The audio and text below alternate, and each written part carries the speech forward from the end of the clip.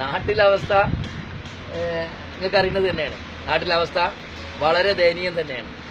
നാട്ടില് ഇപ്പോ ദാരിദ്ര്യം കൊടികുത്തി വാണ നേരം.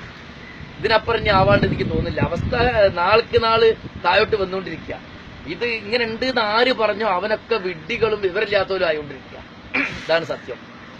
പിന്നെ നാട്ടില് മറ്റൊരു കാര്യം എന്ന് പറഞ്ഞാൽ ഇപ്പൊ നിങ്ങൾക്ക് അറിയാൻ പറ്റുന്ന ഒരു കാര്യമാണ്. തൊഴിലാളികൾ, ഓട്ടോ തൊഴിലാളികൾ, ഈ നാട്ടിലെ കൂലി തൊഴിലാളികൾ, ഈ നാട്ടിലെ കൽപ്പണിക്കാർ, ഈ നാട്ടിലെ മത്സ്യബന്ധവുമായി ബന്ധപ്പെട്ട ആൾക്കാർ, നാട്ടിലെ വ്യാപാരികൾ, നാട്ടിലെ ഡ്രൈവേഴ്സ്, ഇനി പറയേണ്ട സകല മേഖലക്കും ഈ ക്ഷീണം ബാധിച്ചിട്ടുണ്ട്. ഇല്ലാന്ന് ഒരു സംഖ്യക്കുട്ടനും പറയാൻ കഴിയൂല. അവനടക്കം അനുഭവിച്ചുകൊണ്ടിരിക്കുകയാണ്. സാമ്പത്തിക അച്ചടക്കം എന്ന അതിന്റെ പേര് ഈ ജീവൻ തന്നെ അടച്ചിടാൻ പോവുകയാണെന്നാണ് എനിക്ക് ഇതിനോട് മനസ്സിലാക്കാൻ കഴിയുന്നത്. അച്ചടക്കം എന്നുള്ളത് തിരിച്ചിട്ടാൽ മതി. 2000-ന്റെ നോട്ടാണ് വല്ലപ്പോഴും കിട്ടുന്നത്. ആ കിട്ടുന്ന നോട്ടുമായിട്ട് 8 മണിക്കൂർ പണി കഴിഞ്ഞൊരു വ്യക്തി വീണ്ടും 3 മണിക്കൂർ നാട് ചുറ്റണം 2000-ന് ചില്ലറ കിട്ടാൻ. അപ്പൊ അവന്റെ പണി എത്രയെന്ന് അറിയാം? 11 മണിക്കൂർ പണിയായി. ഇതിനിടയ്ക്ക് എന്റെ ഒരു കൂട്ടുകാരനോട് പണി കഴിഞ്ഞിട്ട് പറഞ്ഞ വാക്കാ 200 രൂപ കൂടുതൽ തരണം. എന്തിനാന്ന് വെച്ചാൽ ഇനി ചെയ്യാൻ പോണ 3 മണിക്കൂറിന് ചില്ലറാക്കാൻ പോകുന്നതിന്റെ കൂലിയാന്ന് എന്നോട് പറഞ്ഞത്.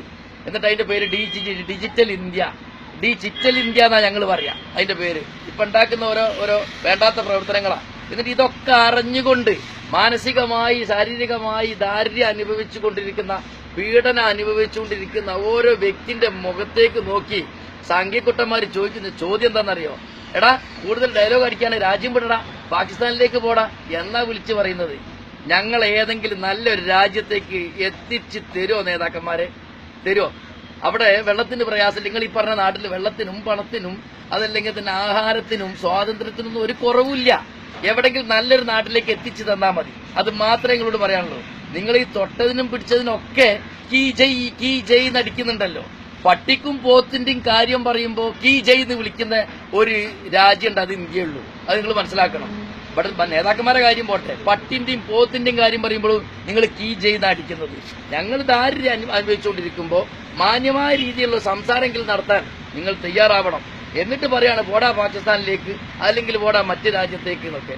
ഇതൊക്കെ പറയുന്ന വീരന്മാരോട് നിങ്ങൾ എന്തിന്റെ ബലത്തിലാണ് അത് പറയുന്നതെന്നൊക്കെ ഞങ്ങൾക്കറിയാം. ഒരു ഭരണം മുകളിലുണ്ടല്ലോ എന്ന് മാത്രം. അത് പോയാൽ കഴിഞ്ഞിട്ടോ. ഇപ്പോ ആ പറഞ്ഞ ആളെ കുറിച്ച് ഇതിന്റെ ഇടയ്ക്ക് ഒരു വീരൻ, ഒരു സംഘി പറഞ്ഞ വാക്കെന്താണ്?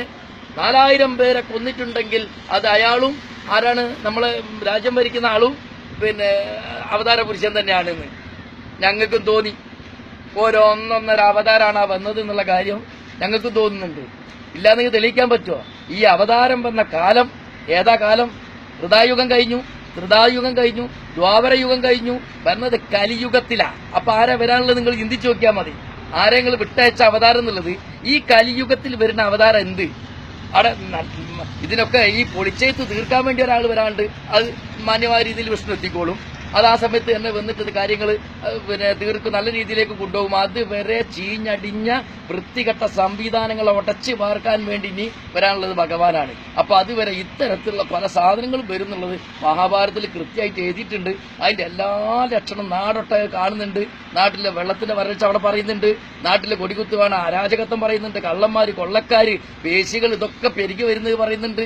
ഇതൊക്കെ ഈ കലിയുഗത്തിൽ വരാനുള്ള അതാ വന്നുകൊണ്ടിരിക്കുന്ന അക്കൂട്ടത്തിൽ പറഞ്ഞ ആളാണ് നിങ്ങൾ പറഞ്ഞ ഈ അവതാര പുരുഷൻ. ഇയാൾ വരുന്നു, ഇങ്ങനെയൊക്കെ ഭരിക്കുന്നു, ഇങ്ങനെ കാട്ടിക്കൂട്ടുന്നു, കയ്യിലെ പണം പിടിച്ചു വാങ്ങി വെക്കുന്നു, അനാവശ്യമായിട്ട് പിടിച്ചു പറിച്ച് പണം കൊണ്ടുപോകുന്ന ഭരണം വരുന്നത് മഹാഭാരതത്തിൽ എഴുതിയിട്ടുണ്ട്.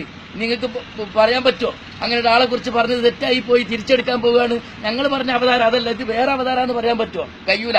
തൊള്ളയിലെ നാവല്ല പറഞ്ഞത് കള്ളത്തരം, മനസ്സിലാക്കണം. തിരിച്ചെടുക്കാൻ കഴിയാത്ത വാക്കാ.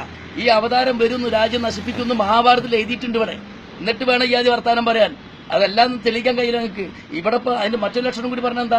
നല്ല രീതിയിൽ നടക്കുന്ന പല വ്യക്തികളും ദുഷ്ടന്മാരായി തീരുന്നു, ദുഷ്ടന്മാരായിട്ടുള്ള പല വ്യക്തികളും നല്ലവരാവും പറഞ്ഞിട്ടുണ്ട്. ഇവിടെ വിശകലകളും ഗോപാലകൃഷ്ണന്മാരും പിന്നെ അതുപോലെ തന്നെ തോക്കുസ്വാമിയൊക്കെ ഉണ്ടായിരുന്നല്ലോ. അവരൊക്കെ എന്തായി?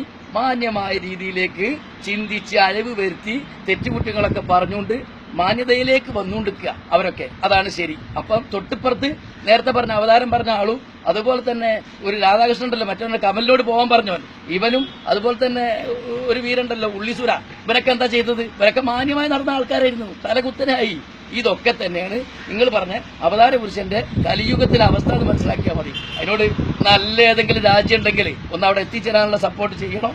എവിടെങ്കിലും വെള്ളം വെളിച്ചും വായും നല്ല തീറ്റും സ്വാതന്ത്ര്യമൊക്കെ ഉള്ള ഏതെങ്കിലും രാജ്യത്തേക്ക് എത്തിച്ചേരണം. ഈ രാജ്യം പോണ പോക്കാണ്, ഈ ലെവലിലാണെന്നുള്ളത് ഉറപ്പാണ്. അത്രേ പറയാനുള്ളൂ. ഇനി രാജ്യത്തിന്റെ പേരും പറഞ്ഞിട്ട് വീരവാദം പറയണ്ട, അത് നിങ്ങൾ നശിപ്പിച്ച് കൊളാക്കിയിട്ടുണ്ട്. ഇനി വേറെ എന്തേ പറഞ്ഞു.